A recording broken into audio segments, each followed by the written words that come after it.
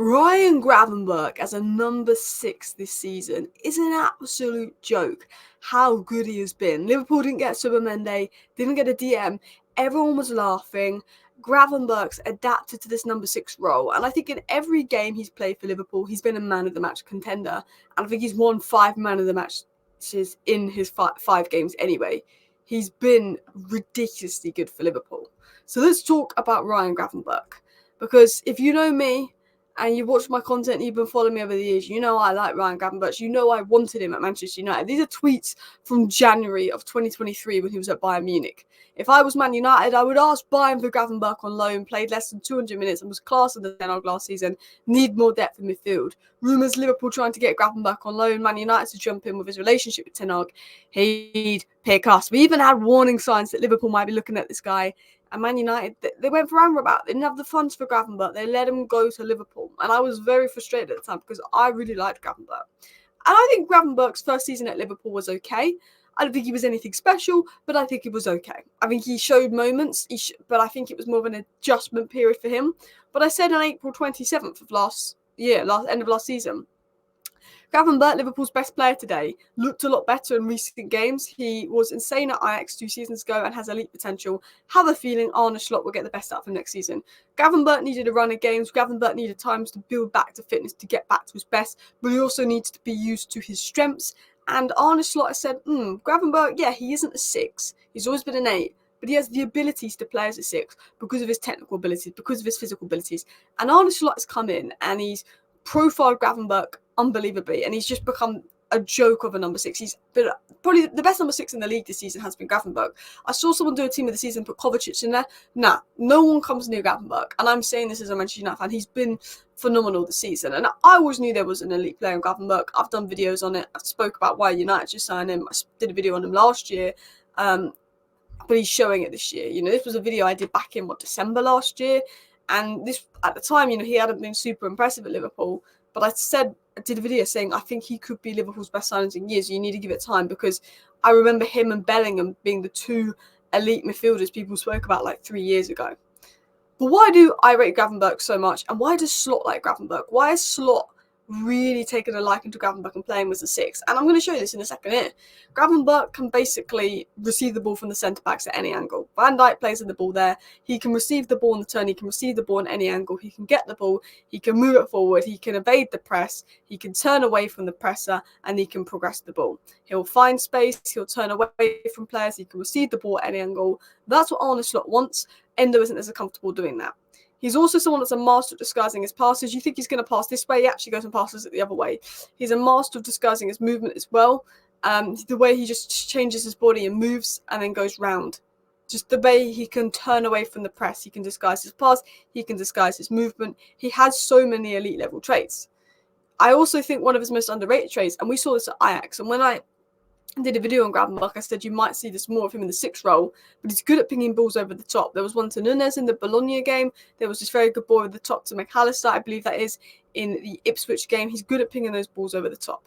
I think the Bologna game, I think the Champions League, both games, he's been absolutely fantastic. And here was Gravenberch receiving the ball from Alisson, and he was receiving the ball in a difficult area where there's kind of 4 Bologna players around him. And he can take a touch and just sort of play out of there. But also his other scenarios, when he gets the ball, there's players around him, he starts running through them. He plays the ball through those 2 players, and he drives through, and he runs. And Gravenberch's best strength and his biggest strength, when Liverpool signed Gravenberch, I said, this guy is an elite ball carrier. His running power, his ability to just dribble at players, get the ball at the pitch, it's so good, but he's also good at passing. And I think him playing deeper gives an ability to make his carries even further. You look at Gravenberch here, able to receive the ball at literally all angles. He's got his back to goal here, but he turns with the ball, plays it forward, and carries the ball forward. And that's why Slot has taken this massive liking to Gravenberch, because of his ability to receive the ball off the defenders or the goalkeeper, get the ball, turn, carry it, pass it, progress it, get out of tight scenarios.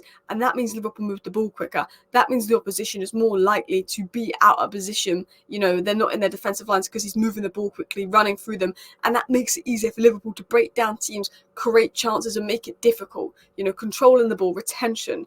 But he's also physically good off the ball, tall, long-legged, good tackler, good jeweler.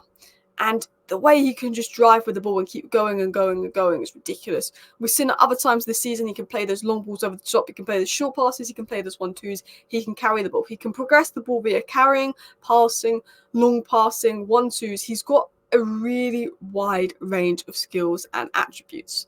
But I think his best one is just to receive the ball in tight space and literally just drive at people and dribble and run through them with ease. So let's talk about Gravenberch, because he's only 22. He had basically a season where he played like 500 minutes at Bayern. He had a warm-up season at Liverpool last year. He's almost had like a little bit of time out of football, but he's only 22. He's going to get better and better and better. I believe he costs 35 million. He's 6'3". What you've got in Gravenberch, and I said this, and I did a video on Arsenal, and I did a video on Marino and Calafiori and the big 6'2". I think football is going in this sort of wave and going in this direction where tall players with long legs that are also technically good are going to be sought after, because there's really small technically good players, and there was a phase where everyone was obsessed with that. But I think right now you're seeing how physicality is becoming a big thing in football again in the Premier League. You saw, what game was it? Arsenal versus PSG. PSG have all these technical ballers, Jao Neves, everyone. But the reason Arsenal, PSG, was because of the physicality of Arsenal. PSG could not match them physically. So technicality is great. But if you're the best technical side and you're the best physical side in the league, you're the best. And what Liverpool have done is they've got a technical and physical player. He's at Ajax. He's technically gifted. He's technically a fantastic player, Ryan Gravenberch. He plays a DM, centre mid, attacking midfielder, 6'3", long legs. That means he's elite in the duels. If you look at his duel winning statistics, I'll get them up in a minute. They've been fantastic. But you've got a player that's technical, that can move with the ball, carry the ball, but also is physical. He's got the long legs. He can cover large ground. He's got the running power. He's fast. You know, you look at Konate, technical, physical. Van Dijk, technical, physical. That is what you want in the modern day football. I think the height is becoming more important. Physicality, long legs. There's a reason why I think Mats Wiefer, Amadou Onana were sought after in the summer. Ryan Gravenberch this season, 89% pass accuracy, 77.7% of aerial duels won, 42 times he's won possession back, 15 tackles, 12 interceptions, 7 take-ons completed. He's been phenomenal right now. He has been the best number 6 in the league. You look at his numbers against all the midfielders in the Premier League. He's first for crossing accuracy, first for short pass, second for short passes, second for defensive duels. One we spoke about the defensive duel one percentage, how good he's at winning duels, possession adjusted interceptions. One of the big question marks about Gravenberch as a 6 is, does he have the defensive abilities and defensive awareness for that? He's proven to do well at that. He's third for passes, third for accelerations, third for shots on target, accurate passes into penalty area 6th, progressive runs 7th, aerial duels 7th, forward passes 8th, progressive passes 13th. You compare him to midfielders in Europe's top 5 leagues, so not just the Premier League, but age 22 or under his age. First for cross accuracy, first for shots on target, 4th for accelerations, 5th for forward passes, 6th for short passes, 6th for aerial duels 1, 7th for defensive duels 1 percentage, 7th for possession adjusted tackles, 8th for passes. Really good statistics there. Acceleration shows, sort of his carrying ability. We look at his individual games here. This was Gravenberch versus Brentford. This was his passing map where he completed 76 out of 79 passes. He also had 9 passes into the final third, 3 out of 3 tackles, 1, 2 interceptions. So it's Jimmy here. Credit him for the map. You can see his passing there. It was nearly pinpoint. And the majority of these passes are progressive, which is an unbelievable stat to have in the Premier League. You also look at his carrying. If we go to the Bournemouth game here, you look at his carrying from central, from deep, carrying the ball forward, driving it forward, moving it, particularly in those central areas. As Jimmy said here, these were his carries versus Bournemouth. We can see he has the most carries from central channels, from half spaces, and he was quite active in both halves of the pitch. Unbelievable. You look at him versus Bournemouth, he made 17 carries. Second was Robertson with 8 carries. He is just a carrying monster. We go into more detail. This is what I wrote about Gravenberch in pre-season. Physical, imposing, tall, and technically skilled and unique profile. Exceptional ball control with potential to develop into an elite player in the first phase of play, which we're seeing. Comfortable receiving the ball from all angles and progressing it effectively. Excellent in disguising passes and delivering them at various ranges, short, medium, long. Showed that earlier. Strong ability to break lines and drop deep to find players in the half spaces. Demonstrated at Ajax the capacity to play accurate balls over the line. His deep line role at Ajax could pair well with the likes of McAllister and Soboslai. That's exactly what's being done. Effective in the double pivot, but with some questions about his suitability to play as a lone 6, because I wrote this in pre-season. So what did I say about him as a lone 6? His suitability, his strengths. Elite, tall, fast, good stamina and long legs, enabling him to cover large found eat up ground with ease. He's also shown that he's an effective dueler, uses his body well to shield the ball, has a very good touch and close control. Showed examples of that. Very comfortable in duels and in tight spaces, uses his body effectively to win back the ball and retain the ball, talking about the technical ability, but his physical ability at possession.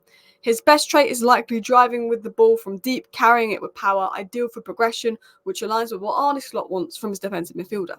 My concerns was his defensive awareness, positional awareness, defending transition and tracking runners, but I think he's really improving at that. There's times where I think, yeah, I can see he's got to just quickly pick up on this and that, but he's been very good.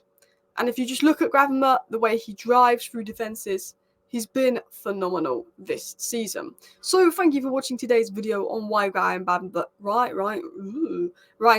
has been an absolute joke this season as number 6. And you've got to give a lot of credit to Arne Slot for recognising his strengths and profiling him right.